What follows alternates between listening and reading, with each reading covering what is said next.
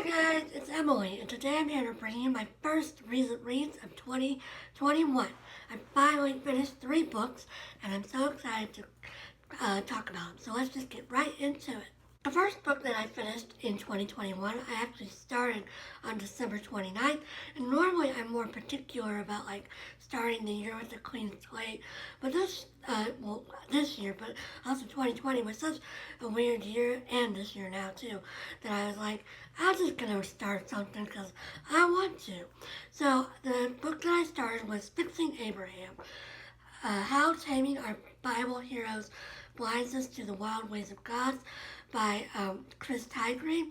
This is a religious nonfiction book that had actually been on my TBR since 2014, and I had intended to get it through interlibrary loan, but when I went to get it in early December, none of the libraries in the interlibrary loan system had it, which I know they had it at one point because I've looked it up before. But anyway, I don't know if they all got rid of their copies or what's probably more likely is they're not doing interlibrary loan right now because of the pandemic, and so they took their holdings off the ILL site. But anyway, so I decided to just go ahead and get this from Rough Books because I could get it for $5. This is, as I said, a religious nonfiction book, and it's basically talking about how we hold up Bible heroes to these, be these role models, and we talk about them in church and all that. But if they actually showed up here and now in a modern day context, we would think they were pretty crazy.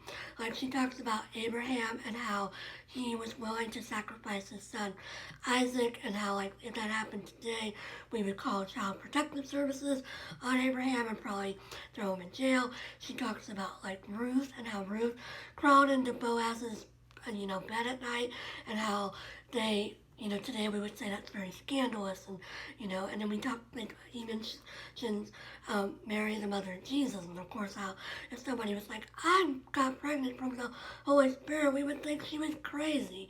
So it's just all about these different scenarios of what would happen if a Bible hero showed up in our lives, and how we would react.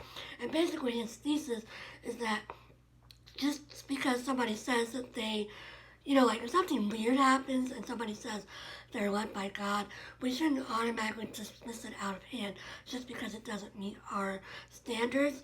And so this was an interesting book, but I will say, for one thing, it's geared towards the evangelical church, like people in evangelical churches, which I have never been an evangelicist. I don't know how to say that word. I've never been a member of an evangelical church. I've always been a part of the Methodist Church. So right off the bat, all the stuff he was talking about, in that regard, I couldn't relate to. And also, every chapter was very repetitive. Like, he'd show this modern day version of his Bible hero, and then he'd talk about it, in terms of the Bible. And then at the end, he'd be like, now don't dismiss anybody out of hand just because what they're saying is weird. And it was basically the same, format in every chapter. And it kind of got, it was like, okay, I get it after a while, So this wasn't quite as successful as I hoped, but it was interesting, and I'm glad I finally got it off my TBR. I then finished Anne of the Island by L.M. Montgomery, and this is the third book in the Anne of Green Gables series.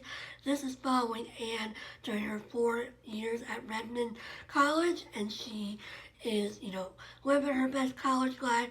She is going to class, kicking butt academically. She makes new friends.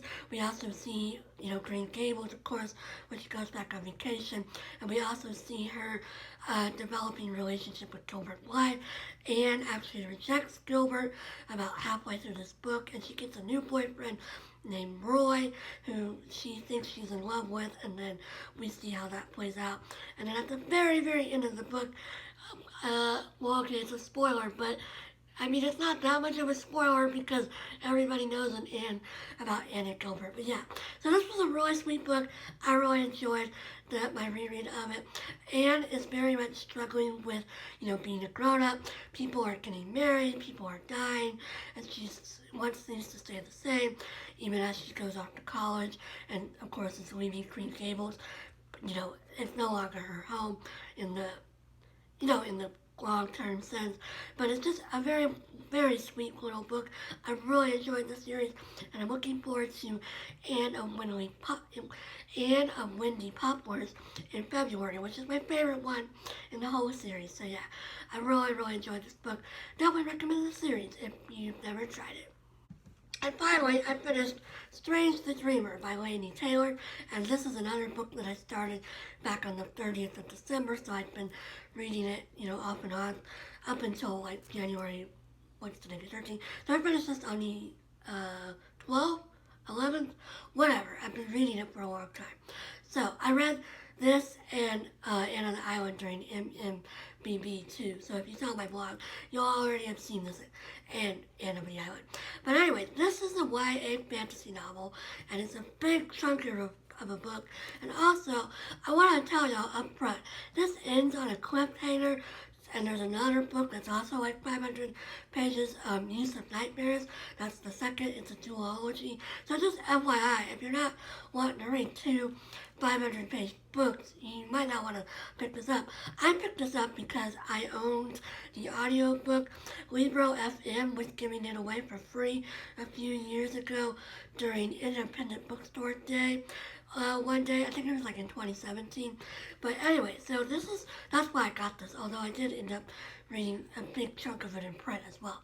So this is following a orphan named Laszlo Strange, and the book starts with him growing up in a monastery, and then one day he gets sent on an errand to the nearest big city, and he basically just stays in the big city and gets hired on at the library as a librarian.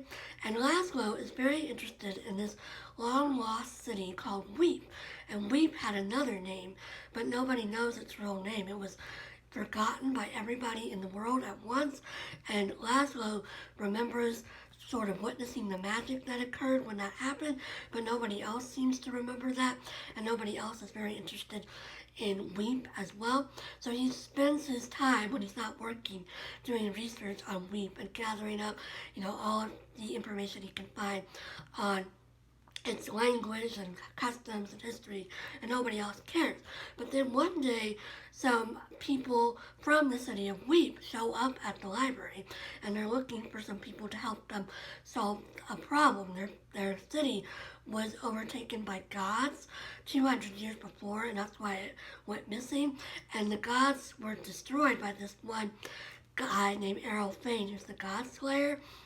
And he's looking for assistance because they have left their big, citadel and it's floating in the sky above the city of Weep, and it's blocking out the light.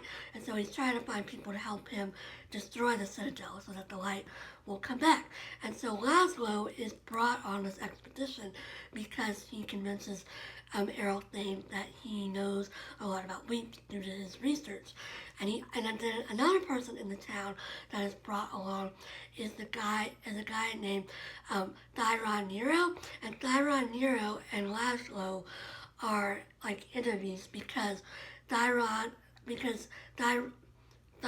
Nero learned the secret of how to make gold, like the secret of alchemy, and Laszlo was actually the first one to discover it, but Thyron Nero took the information and used it, so they're enemies. But anyway, so I've been talking about this book way too long already. So anyway, we see what happens when Laszlo, Thyron Nero, and the rest of this group get to Weep. And Laszlo ends up making the acquaintance of a girl named, what's her name? Oh, Sarai. Her name's Sarai. And Sarai is actually a goddess.